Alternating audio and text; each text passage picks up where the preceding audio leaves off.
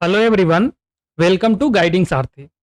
आज हम लोग इस वीडियो में 28 ऑफ मार्च से रिलेटेड इंपॉर्टेंट करेंट अफेयर को देखेंगे। तो चलिए वीडियो को शुरू करते हैं। आज का जो सबसे पहला न्यूज है वो ऑपरेशन इंद्रावती के बारे में है। ये ऑपरेशन इंद्रावती जो है से इंडियन गवर्नमेंट के द्वारा लॉन्च किया गया है।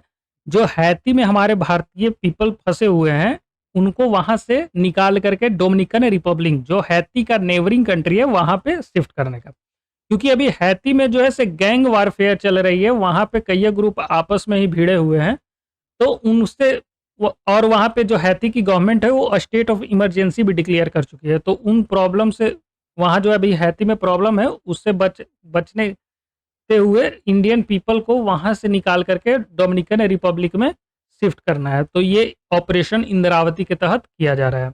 ये आप देख सकते हैं हैती जो है से कैरेबियन सी में, नीचे में साउथ अमेरिकन कॉन्टिनेंट है और ऊपर में यूएसए, और ये है कैरेबियन सी। यहाँ पे हैती कंट्रीज है जहाँ पे अभी स्टेट ऑफ इमरजेंसी डिक्लेयर किया जा चुका है इनके गवर्नमेंट के द्वारा, और यहाँ से इंडियन पीपल को निकाल करके ये डोमिनिकन रिपब्लिक जो हैती का नेबरिंग कंट्री है वहाँ पे शिफ्ट करना है। तो इसके लिए ऑपरेशन इंद्रावती लॉन्च किया गया है इंडियन गवर्नमेंट के द्वारा।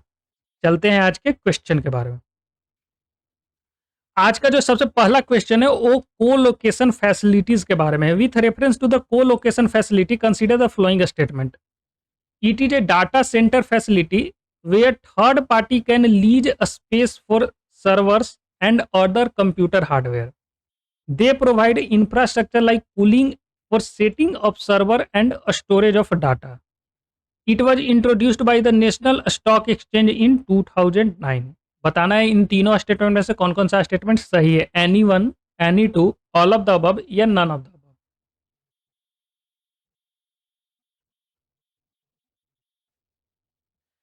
यहाँ पे option C, all of the above, ये तीनों ही स्टेटमेंट सही है। अभी ये कोलोकेशन होता क्या है? कोलोकेशन जो है एक फैसिलिटी प्रोवाइड किया जाता है थर्ड पार्टी को, मतलब उनको स्पेस दिया जाता है with others computer and hardware. Co-location facility provide infrastructure such as power supply, bandwidth, cooling for setting up server and storage of data।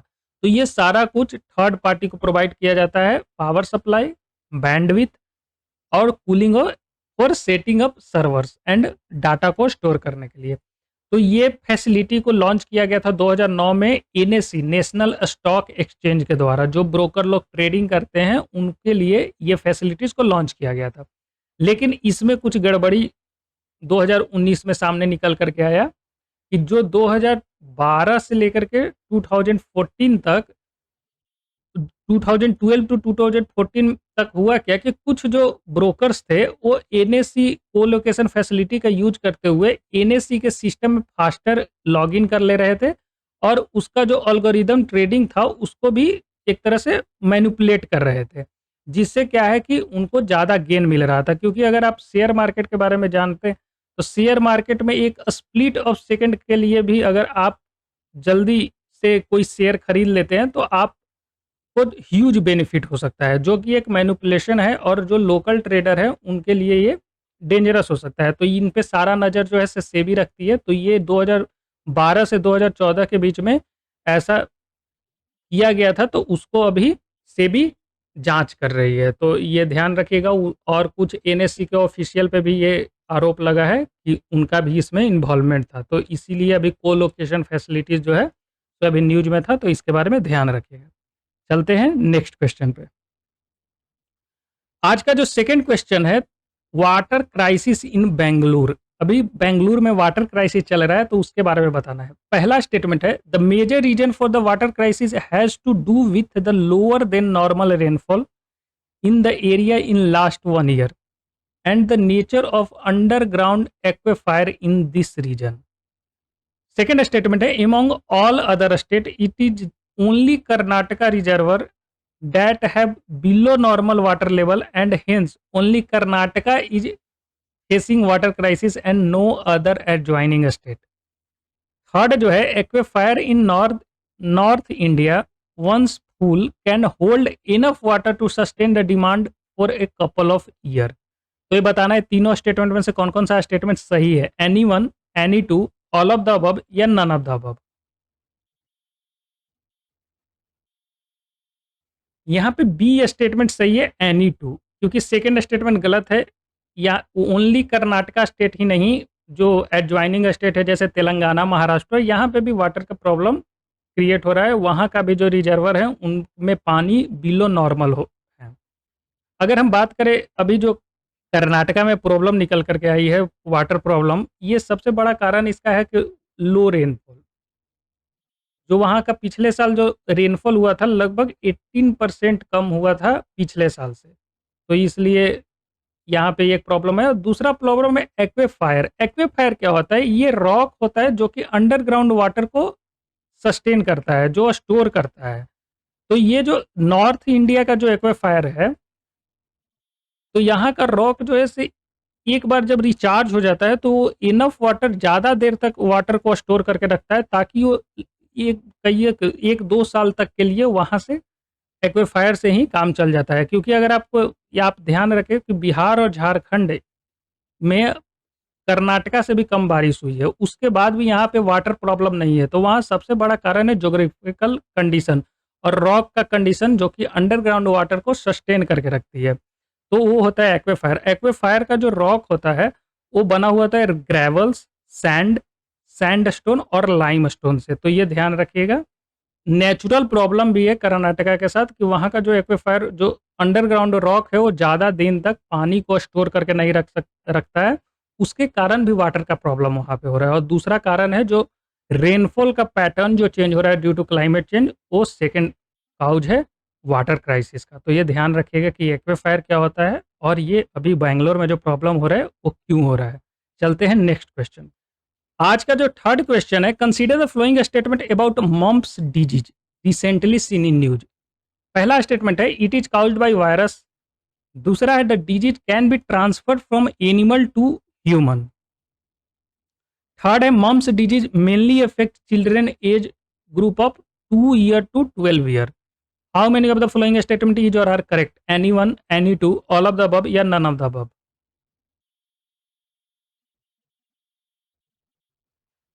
यहाँ पे बी स्टेटमेंट सही है, एनी टू, क्योंकि सेकंड स्टेटमेंट गलत है। ऐसा कोई अभी प्रूफ नहीं है कि ये एनिमल टू ह्यूमन ट्रांसफर होता है। बेसिकली ये मम्प्स डिजीज, जो मम्प्स वायरस है, वो ह्यूमन को ही अफेक्ट करता है। तो ये ध्यान रखिएगा कि एनिमल टू ह्यूमन होता ही नहीं है। तो सेकंड स्टेटमेंट गलत है।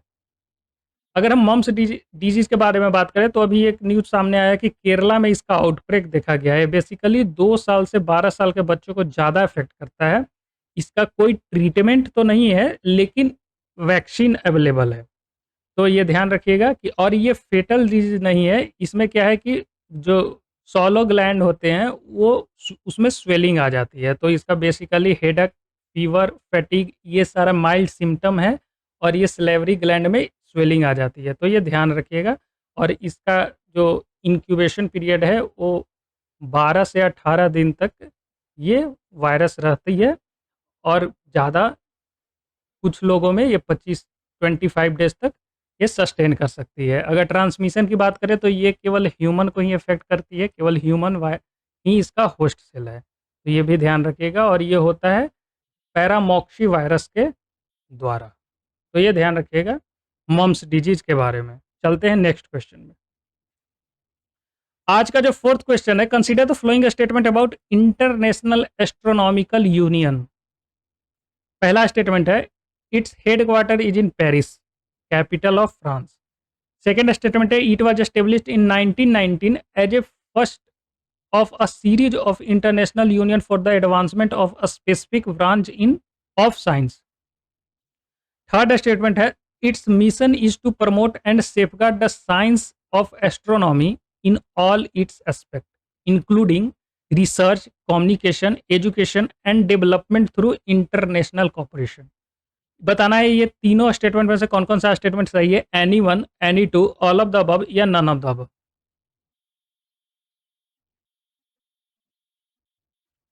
यहाँ पे C, all of the above, ये तीनों ही statement about International Astronomical Union के बारे में सही है।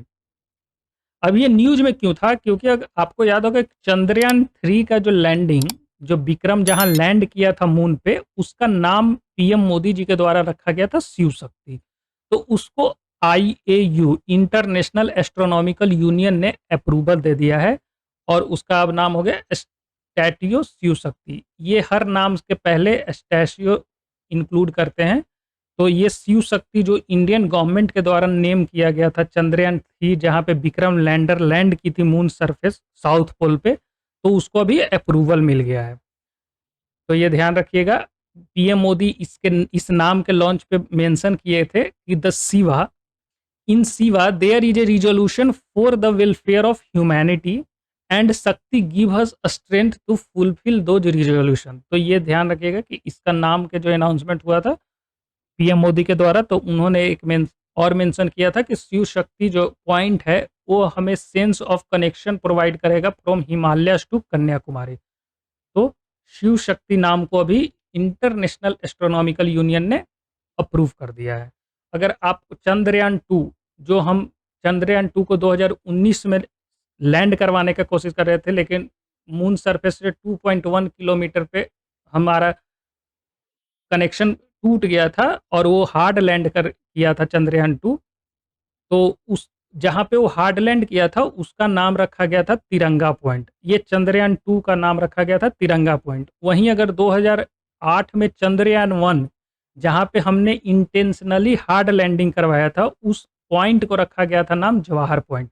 तो ये ध्यान रखिएगा कि चंद्रयान 1 का नाम जवाहर पॉइंट, चंद्रयान 2 जहाँ पे लैंड की थी तिरंगा पॉइंट, और चंद्रयान 3 जहाँ पे सक्सेसफुल लैंड किया था साउथ पोल पे, उसका नाम रखा गया था शिव शक्ति।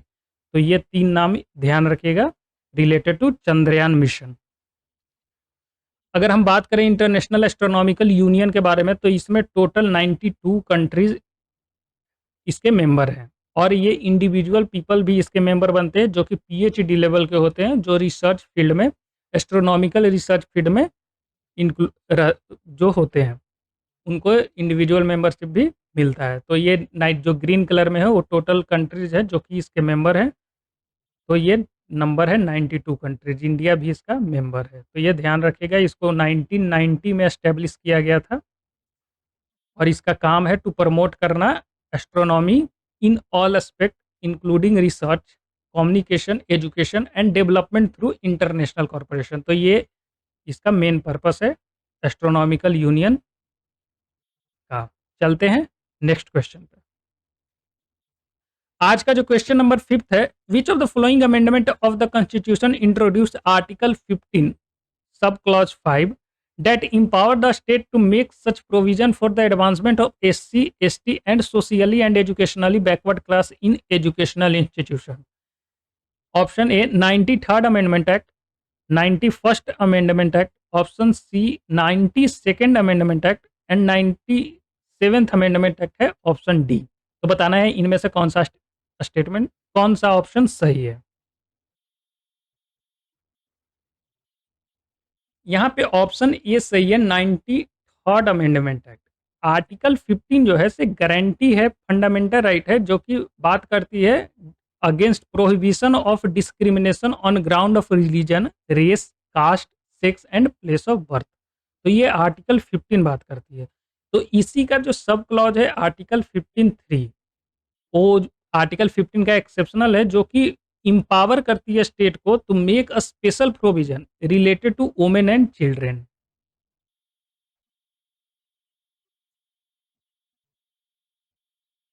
तो आर्टिकल 15 बात करती है कि कहीं पे भी डिस्क्रिमिनेशन नहीं किया जाएगा religion, race, caste and sex. वहीं आर्टिकल 15(3) जो है इंपावर करती है स्टेट को तो स्पेशल प्रोविजन बनाने के लिए for empowerment of women and children. 15(4) जो है बैकवर्ड क्लास को एजुकेशनल इंस्टीट्यूशन में, SC, ST and backward class को एजुकेशनल इंस्टीट्यूशन में और इम्पावरमेंट करने के लिए भी स्टेट को इम्पावर करती है 15 क्लॉज 4। उसी में 15 क्लॉज 5 भी है जो कि SC, ST के एडवांसमेंट की बात करती है, और 15 क्लॉज 6 जो कि आर्टिकल 103rd अमेंडमेंट के साथ इंट्रोड्यूस किया गया था, ये बात करती है empowerment of educationally backward EWS, economically weaker section के बारे में। तो ये ध्यान रखिएगा आर्टिकल 15 के बारे में। आर्टिकल 15 फंडामेंटल राइट है, हमारे संविधान में फंडामेंटल राइट पार्ट 3 में मेंशन है फ्रॉम आर्टिकल 12 टू 35। तो ये उसी का पार्ट है आर्टिकल 15 जो राइट टू इक्वालिटी के अंदर में आती है फ्रॉम आर्टिकल 14 टू आर्टिकल 18। चलते हैं नेक्स्ट क्वेश्चन पे। आज का जो क्वेश्चन नंबर 6 है वो सुबीका पेंटिंग के बारे में है। ये अभी न्यूज में था तो बताना है किस राज्य से बिलोंग करता है, जम्मू कश्मीर, मिजोरम, मणिपुर या सिक्किम। यहाँ पे सी ऑप्शन सही है, मणिपुर, सुबीका पेंटिंग। अभी आपको पता होगा कि पिछले साल मणिपुर में ट्राइबल कम्युनिटी के बीच में क्लैश हुआ था, मैती कम्युनिटी और कुकी ट्राइब के बीच में। तो ये मैती कम्युनिटी का पेंटिंग है। इसमें टोटल 6 मनुस्क्रिप्ट है जिसमें से सुबीका लेइशाबा इंपॉर्टेंट मनुस्क्रिप्ट। तो ये जो सुबीका लिसाबा है वो ऑथेंटिक कंटिन्यूएशन बात करती है ऑफ मैथिक कल्चर के बारे में। तो ये इंपॉर्टेंट है, ये ध्यान रखिएगा। और इसका अगर हम फीचर्स देखें सुबीका लिसाबा का, तो ये यू एलिमेंट यूज करती है such as line, shape, form, colour and pattern. तो ये भी ध्यान रखिएगा। ये हैंडमेड पेपर पे भी बनाया जाता है इस पेंटिंग को, और वहीं पेड़ के छाल, बार्क्स ऑफ ट्री पे भी इसको डिजाइन किया जाता है। तो ये ध्यान रखिएगा कि सुबीका पेंटिंग जो है मैती कम्युनिटी मणिपुर से बिलोंग करती है। चलते हैं नेक्स्ट क्वेश्चन पे। नड्डा हब्बा ये एक फेस्टिवल है, तो बताना है किस राज्य में सेलिब्रेट किया जाता है, कर्नाटका, तमिलनाडु, आंध्र प्रदेश या केरला।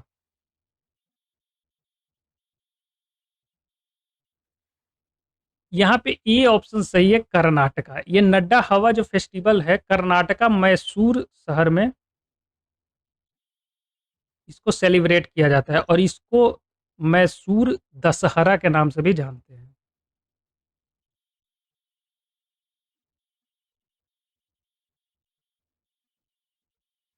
तो ये भी नाम याद रखिएगा कि मैसूर दशहरा के नाम से भी नड्डा हवा को जाना जाता है। ये स्टेट फेस्टिवल है कर्नाटका का। वीडियो खत्म करने से पहले एक बार रिवाइज कर लेते हैं कि हम लोगों ने आज क्या-क्या देखा। सबसे पहले हम लोग ने ऑपरेशन इंद्रावती के बारे में जाना, जो इंडियन गवर्नमेंट लॉन्च की है इंडियन पीपल को रेस्क्यू करने के लिए from Haiti, Haiti country of Caribbean Sea. तो उसके बारे में हम लोग देखा। वही कोलोकेशन फैसिलिटीज़ में अभी जो प्रॉब्लम सामने आया है, तो इसके बारे में हम लोगों ने जाना कि कोलोकेशन क्या होती है, और इससे रिलेटेड जो ब्रोकर को फैसिलिटी प्रोवाइड किया गया था तो वहाँ पे कैसे मैनिपुलेशन हुआ एनएसी में, नेशनल स्टॉक एक्सचेंज में। तो इसका अभी सेबी जांच कर रही है। उसी के साथ हम लोगों ने वाटर क्राइसिस इन बेंगलुरु, तो बेंगलुरु में वाटर क्राइसिस क्यों है इसके बारे में हम लोग ने जाना। वहीं मम्प्स डिजीज जो अभी केरला में आउटब्रेक इसका देखा गया है, तो उसके बारे में देखा कि ये किस वायरस से होता है और इसका ट्रीटमेंट है या नहीं। वहीं हम जो फोर्थ क्वेश्चन है उसको मैं एस्ट्रोनॉमिकल यूनियन के बारे में, इंटरनेशनल एस्ट्रोनॉमिकल यूनियन के बारे में जाना कि ये अभी जो हमारे चंद्रयान-3 का लैंडिंग पॉइंट था जिसका नाम पीएम मोदी ने शिव शक्ति रखा था, उसको अभी अप्रूवल दे दिया गया है। ये टोटल इसमें 92 मेंबर्स हैं। वहीं उसके बाद हम लोगों ने आर्टिकल 15 क्लॉज सब क्लॉज 5 के बारे में देखा कि इसको 93rd अमेंडमेंट एक्ट के द्वारा इंट्रोड्यूस किया गया था। उसके बाद सुबीका पेंटिंग जो कि मणिपुर में मैती कम्युनिटी का पेंटिंग है, उसके बारे में हम लोगों ने जाना। और नड्डा हब्बा जो कि स्टेट फेस्टिवल है कर्नाटका का, उसके बारे में हम लोग ने जाना। ये इसको मैसूर दशहरा के नाम से भी जाना जाता है। तो आज के लिए बस इतना ही। वीडियो को लास्ट तक देखने के लिए धन्यवाद। वीडियो अगर पसंद आया तो लाइक कीजिए, चैनल को सब्सक्राइब कीजिए and press the bell icon. Thank you and good day to all.